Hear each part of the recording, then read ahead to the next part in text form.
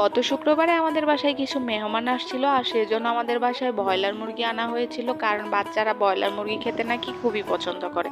সেজন্য ব্রয়লার মুরগি রান্না করার সময় আমি একটা পাখনা রেখে দিয়েছিলাম, কারণ আমার মেয়েটা বিভিন্ন সময় বিভিন্ন খাবার খেতে চায়। শুধু মেয়ে নয়, আমারও অনেক সময় মনে হয় কি মানে রেস্টুরেন্ট জাতীয় কিছু খেতে। আর সন্ধ্যা লাগলেই তো আমার মনে হয় আমি রেস্টুরেন্টে চলে যাই, কিন্তু মধ্যবিত্ত মানুষেরা কি এত বিলাসিতা করতে পারে? সেজন্য তো আমাদের একটু হিসাব করে চলতে হবে। সেজন্য আমার আজকে সন্ধ্যাবেলা খাইতে মন চাইতেছিল, আর আমার মেয়ে তো প্রতিদিন সন্ধ্যা লাগলেই বলে কিছু একটা খাবো, কিছু একটা খাবো।